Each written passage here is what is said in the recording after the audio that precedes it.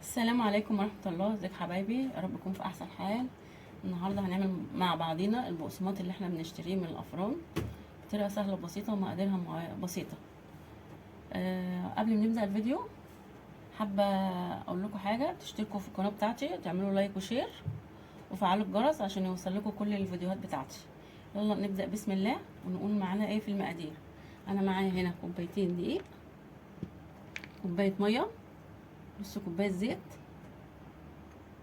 معلقه خميره فوريه كبيره، معلقه سكر،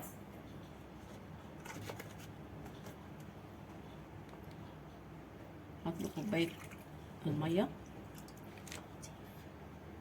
هضيف كوبايه الميه، هضيف نص كوبايه الزيت. احنا هنعمل مع بعضينا بقسماط عين البلبل، مش البقسماط الكبير طويل، البقسماط الصغير. الدقيق، هضيف كوبايه الدقيق الاولانيه، هضيف الثانيه،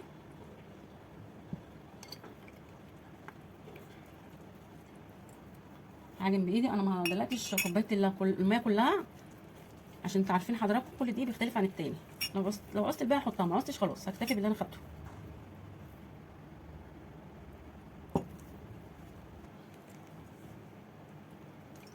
انا باخد بقيه الكوبايه اللي حضراتكم قلت لكم عليها في اول الفيديو. خلاص عجنت العجينه بتاعتي زي ما انتوا حضراتكم كده شايفين. افضل اعجن فيها كده من دقيقتين ل3 دقايق. شايفين ملمسها عامل ازاي؟ فين؟ هسيبها ترتاح من دقيقتين ل3 دقايق. ده كيس ستريتش او كيس ثلاجه، نرجع مع بعض نشكلها. مثلا العجينه بتاعتي ارتاحت خلاص، نبدا نشكلها مع بعض.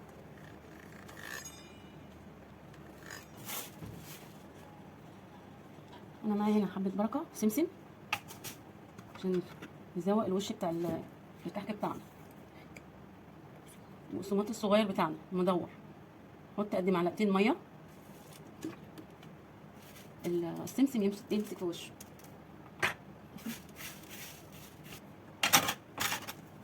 نفرد كده حضراتكم زي ما انتوا شايفين.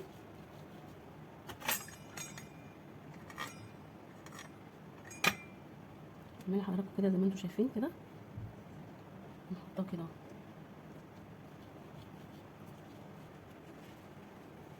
خلاص. عملت حبه قدامكم حضراتكم هما زي ما انتوا حضراتكم كده شايفين.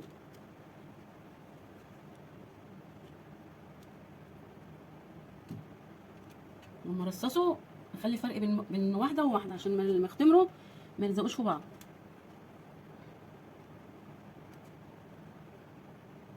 انا هخلص بقيه الكميه واسيبه يختمر وادخله حراره على 160 ونطلع نشوفه مع بعضنا.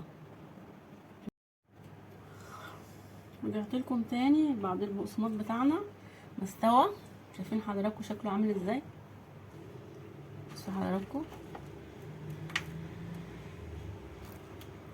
بصوا اختمر. بصوا حضراتكم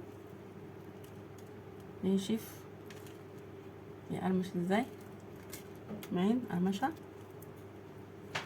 سلام بقى جنب كوبايه شاي بلبن الصبح او جنب سهرة التلفزيون، مزمزوا بقى وانتوا قاعدين وادوكوا بقى في حته تاني. من كوبايتين دقيق عملنا الكميه ديت ولسه في حبه تاني في السوق. يا ريت اكون استفدتوا مني حتى لو 1%. ما تنسونوش بقى باللايك واشتراك في القناه وفعلوا الجرس عشان يوصل لكم كل فيديوهاتي. واشوفكم في فيديو جديد، والسلام عليكم ورحمه الله.